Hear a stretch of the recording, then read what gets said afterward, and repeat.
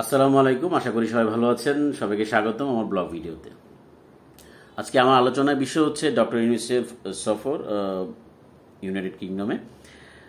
তো সেক্ষেত্রে বেশ কিছু আলোচনা সংবাদ মাধ্যমে দেখা যাচ্ছে বা শুনতে পাচ্ছি, সেই আলোচনাগুলো নিয়ে মূলত আমি আজকে কথা বলবো। প্রধান যে আলোচনা থাকবে সেটা হচ্ছে যে কেন প্রধানমন্ত্রী বা ব্রিটিশ প্রধানমন্ত্রী আমাদের প্রধান উপদেষ্টার সাথে দেখা করছে না বা কেন তার সাথে দেখা করতে চাচ্ছে না, সে বিষয়ে মূলত আলোচনাটা করব।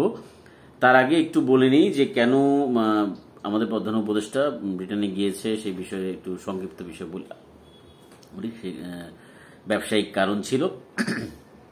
ব্যবসায়িক কারণের ক্ষেত্রে এয়ারবাস কোম্পানির সাথে একটু আলোচনা হয়েছে এয়ারক্রাফট কেনার ব্যাপারে। এরপর হয়েছে যে স্কটল্যান্ডের একটি কোম্পানির সাথে আলোচনা করেছে থার্ড টার্মিনাল ব্যাপারে। এছাড়াও রোহিঙ্গা ইস্যু, গণতান্ত্রিক প্রক্রিয়ার যে বিষয়গুলো আছে সেগুলো আলোচনার বিষয় এখানে উঠে আসবে। এছাড়াও যেহেতু আমি এখন সফরের মাঝেই এই ভিডিওটা করছি, সফরের মাঝে ভিডিওটা করার মাধ্যমে যে বিষয়টা হচ্ছে হয়তোবা কিছু তথ্য পুরোপুরিভাবে আমার কাছে আসবে না। যখন পরবর্তী পার্ট আমি নিয়ে আলোচনা করব সেক্ষেত্রে হয়তোবা দ্বিতীয় তথ্যগুলো আপনাদের সামনে উপস্থাপন করবো। এখন পর্যন্ত আমার কাছে এই তথ্যগুলো রয়েছে। এছাড়াও তারেক রহমানের সাথে আলোচনা, সে বিষয়ে কিন্তু মোটামুটি মিডিয়াতে একটি আলোচনা হচ্ছে। যতক্ষণ পর্যন্ত না হচ্ছে ততক্ষণ পর্যন্ত এটা আমরা কনফার্ম করতে পারছি না, তবে একটি খুবই ভালো একটা উদ্যোগ আমি মনে করি যে আলোচনা হচ্ছে। কারণ রাজনৈতিকভাবে বিএনপি, আমি বরাবরই বলি যে একটি দেউলিয়া পড়ার মধ্যে দিয়ে যাচ্ছে। তারা যে রাজনৈতিক ভুলগুলো করেছে 16 বছর, সবাই তাদের প্রতি একটা তারপরও সিম্পিতি কাজ করেছিল, কিন্তু তারা সেই ভুলটা করার মাধ্যমে এখন আবার যে কাজটা তারা করছে সেটার মাধ্যমে জনগণের মনোযোগ তাদের থেকে অলরেডি সরে গেছে। আসলে আলোচনা এখনো বিষয় না, এটা কিন্তু আমার আলোচনার বিষয় না। তারপর আমি তারেক রহমান এবং ডক্টর ইউনূসের আলোচনার আসপেক্টের কথাটা নিয়ে আমি কথাটা বললাম। এখন আসুন আমরা খুব ভালোভাবে বোঝার চেষ্টা করি যে কেন আমাদের প্রধান উপদেষ্টার সাথে ব্রিটিশ প্রধানমন্ত্রী দেখা করছে না, সেই বিষয়টা আমরা একটু বোঝার চেষ্টা করি। দেখুন, যে যদিও উনি রাজার পক্ষ থেকে, ইংল্যান্ডের কিং এর পক্ষ থেকে একটি অ্যাওয়ার্ড পেতে যাচ্ছে, কিং চার্লস হারমোনি অ্যাওয়ার্ড 2025, এবং সেটা আমাদের দেশের জন্য যেমন সম্মানজনক এবং আমাদের ব্যক্তি হিসাবে আমাদের প্রধান উপদেষ্টার জন্য সম্মানজনক একটি বিষয়। তো এখানে দুটো বিষয় কাজ করতেছে কেন আমরা বুঝতে হবে।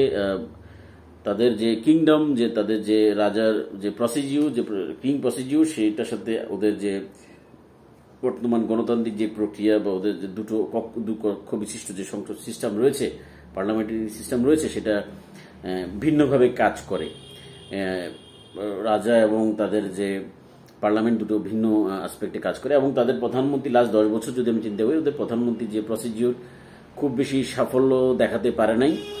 হয়তোবা ছোট ছোট অ্যাসাইনমেন্ট নিয়ে একটা প্রধানমন্ত্রী আসে এবং তাদের সময়কাল খুব কম থাকে, খুব ইম্পর্টেন্স সেজন্য তাদের প্রধানমন্ত্রীদের খুব একটা ইম্পর্টেন্স বহন করে না, খুব কম সময়ের জন্য আসে, তারপর রাষ্ট্র প্রতিনিধিত্ব করা হিসাবে তারা। সেক্ষেত্রে আমি আসলে ব্যাপারটা ওভাবে বললেও যে ভুল হবে যে ইম্পর্টেন্স বহন করে না, কিন্তু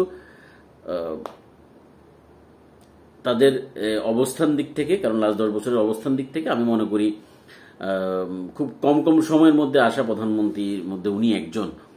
এবং রিসেন্ট টাইমে বেশ কিছু সমস্যা ফেস করছে ব্রিটেন সরকার, সেটা একটা বিষয় আমরা জানি। তো এখন আমি আমার আলোচনার বিষয়ে আসি যে কিং এর বিষয়টা। কিং তাকে সম্মানই জানাচ্ছে, কিন্তু কেন উনি যোগাযোগ করছেন তার আসলে 3টা বিষয় বা 3টা পয়েন্ট আমরা আসলে আলোচনা করতে পারি। এটা নিয়ে আসলে আলোচনা হচ্ছে। যদি আমি একদম খুব বেশি লম্বা না করে সোজা সবটা বিষয়ে যাই, 3টা বিষয় হচ্ছে $247 বিলিয়ন একটি অর্থ পাচার হয়ে ব্রিটেনে রয়েছে, যেটা কিনা যাওয়ার আগেই ডক্টর ইউনূসের পক্ষ থেকে বা এই বিষয়ে একটা আলোচনা কিন্তু এসছে। পরিষ্কারভাবে এটা চাইতে পারে বাংলাদেশ, এই বিষয়ে ওনার কাছে একটা মেসেজ রয়েছে। সেই অ্যাসপেক্টে কিন্তু আমার মনে হয় তার সে বিব্রত বোধ করবে। সেই বিব্রত বোধের জায়গা থেকে, সেই জিনিসটাকে অ্যাভয়েড করার জায়গা থেকে এই সাক্ষাৎটা করতে চাচ্ছে না, সেটা একটা পয়েন্ট। 2 নম্বর পয়েন্ট যদি আসি, ভারতের সাথে প্রায় $100 বিলিয়ন ডলারের একটি চুক্তি হয়েছে, সেটা কিন্তু তাদের জন্য উইন উইন সিচুয়েশন অবস্থায় রয়েছে ব্রিটেনের জন্য। তো সেই আসপেক্টেও কিন্তু তারা করতে চাচ্ছে, কারণ বাংলাদেশের সাথে ভারতের একটা কনফ্লিক্ট রয়েছে, নিশ্চয়ই তাদের ওই বিষয়গুলো নিয়ে আলোচনা হবে এবং এই কনফ্লিক্টের মাধ্যমে ভারতের সাথে একটা সম্পর্ক অবনতি হতে পারে।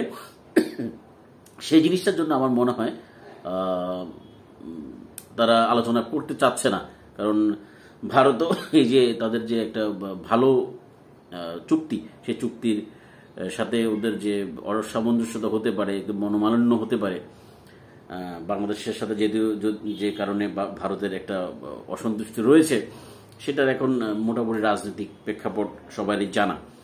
এবং তৃতীয় কারণ হচ্ছে যে টিউলিপ, এই পার্টি, এই গভর্নমেন্ট, এই সরকারের মন্ত্রী ছিল টিউলিপ, এমপি ছিল।